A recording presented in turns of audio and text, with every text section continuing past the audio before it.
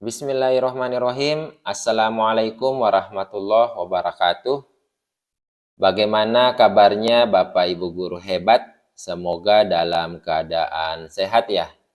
Nah, pada kesempatan kali ini saya akan berbagi praktik tentang bagaimana sih pengisian dokumen tindak lanjut di dalam pengelolaan kinerja.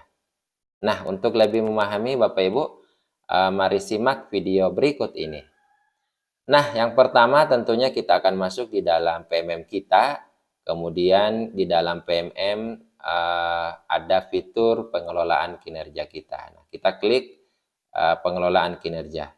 Nah, Bapak Ibu sekalian, ini adalah tampilan baru dari pengelolaan kinerja kita ya, yang ada di dalam PMM kita.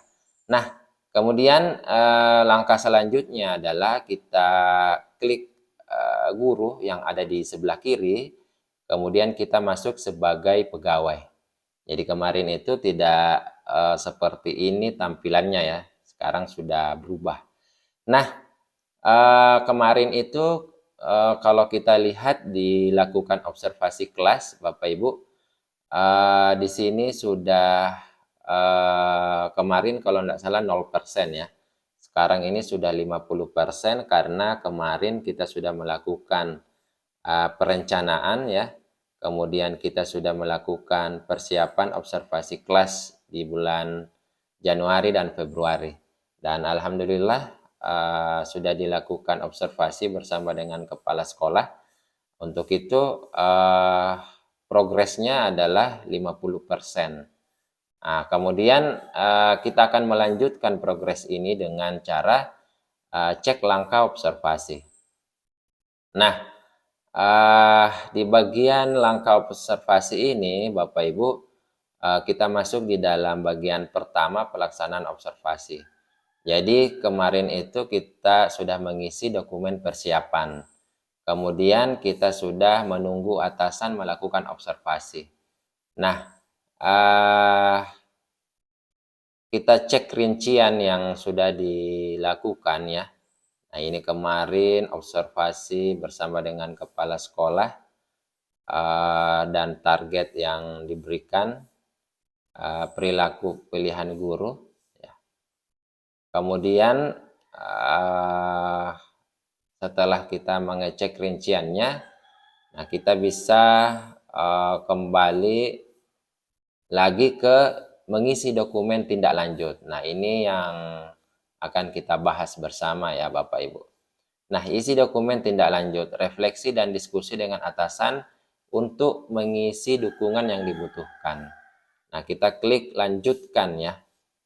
Nah, pada dokumen tindak lanjut ini Bapak Ibu bisa melihat target perilaku yang Bapak Ibu sudah lakukan, kemudian beserta dengan rating atasan dan catatan yang diberikan oleh kepala sekolah.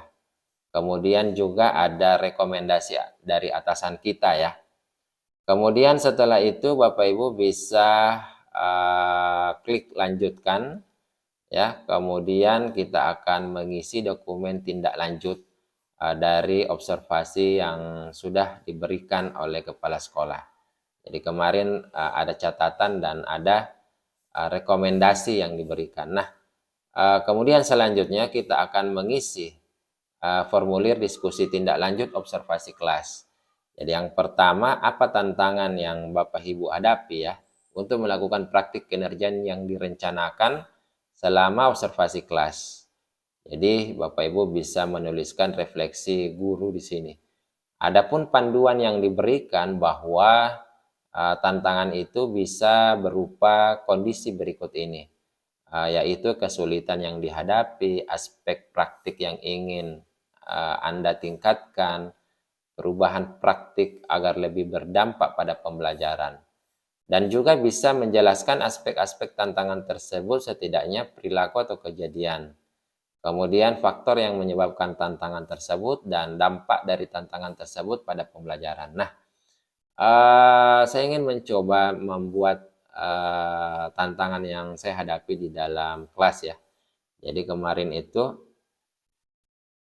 Nah ini dia. Jadi kemarin itu Bapak Ibu, kalau saya mengamati di dalam kelas saya, anak-anak itu terlihat kurang aktif ya dalam memberikan respon umpan balik.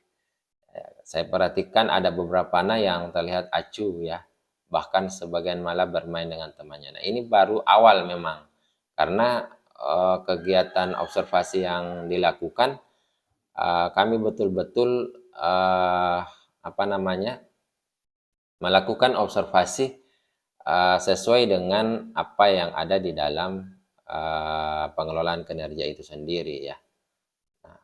Kemudian setelah itu kita scroll ke bawah, apa tujuan tindak lanjut yang ingin Anda lakukan untuk meningkatkan kualitas praktik pembelajaran. Nah ini saya sudah mencoba mengisi tujuan dari tindak lanjutnya, yaitu untuk meningkatkan pemahaman dan motivasi pembelajaran peserta didik, sehingga peserta didik bisa menyampaikan ide-ide sesuai dengan kompetensi yang dimiliki. Nah ini Bapak Ibu, tujuannya bebas ya Bapak Ibu, silahkan tujuan apa yang Bapak Ibu ingin lakukan ya untuk meningkatkan kualitas praktik pembelajarannya. Kemudian ada lagi nih, apa upaya-upaya yang ingin Anda lakukan untuk mencapai tujuan tindak lanjut tersebut. Nah, jadi upaya tindak lanjutnya saya mencoba menuliskan, yaitu mendiskusikan ya langkah-langkah peningkatan itu. Kualitas pembelajaran yang saya lakukan dengan atasan dan rekan sejawat. Jadi rencananya kami akan melakukan diskusi tentang peningkatan kualitas praktik pembelajaran ini. Kemudian kapan yang Bapak Ibu akan melakukan aksi tindak lanjut? Jadi aksi tindak lanjutnya ini bisa di bulan April ya Bapak Ibu ya. Jadi seperti itu. Kemudian apa dukungan yang Bapak Ibu butuhkan untuk melakukan upaya tindak lanjut? Jadi kebutuhannya ini bisa kita klik ya, yang mana yang kita butuhkan sesuai dengan kondisi di dalam sekolah kita. Kemudian selanjutnya ada opsional ya, pilihan belajar dari platform Merdeka Mengajar. Jadi kita diminta nanti untuk memilih ya dari ketiga opsi yang ada. Di sini berupa pertanyaan, apa tujuan tindak lanjut yang ingin Anda lakukan untuk meningkatkan kualitas praktik kinerja Anda? Jadi ini ada 3 tawaran yang diberikan. Bapak Ibu bisa memilih minimal 1 tindak lanjut. Nah, hal ini berdasarkan dari Perdirjen GTK nomor 2626 di tahun 2023 tentang model kompetensi guru. Kemudian setelah itu ini saya mencoba satu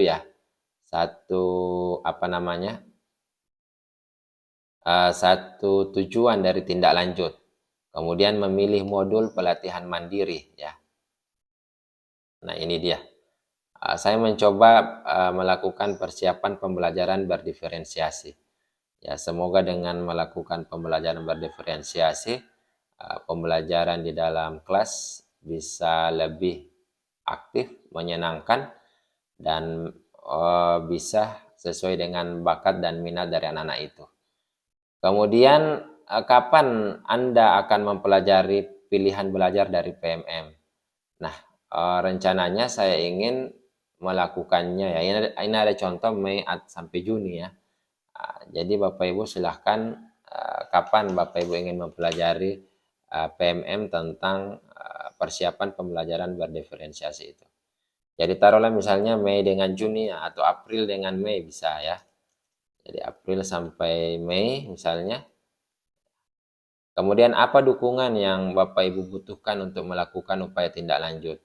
Jadi kebutuhan apa saja yang Bapak Ibu inginkan ya dalam upaya tersebut ya.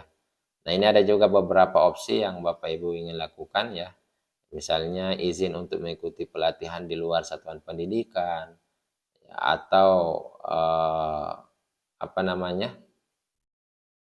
penyedia atau akses sumber belajar melalui satuan pendidikan. Jadi Bapak Ibu sesuaikan dengan kondisi yang ada, dan tentu Bapak Ibu akan berkonsultasi dengan atasan kita ya, seperti itu. Jika Bapak Ibu sudah yakin terhadap tujuan tindak lanjut dari observasi kelas kita ini, maka Bapak Ibu bisa mengumpulkan. Dan apabila Bapak Ibu belum yakin ya, Bapak Ibu bisa simpan draft terlebih dahulu ya, supaya nantinya kita bisa mengedit kembali tentang pengisian dokumen tindak lanjut ini. Mungkin seperti itu Bapak Ibu. Terima kasih. Assalamualaikum warahmatullahi wabarakatuh.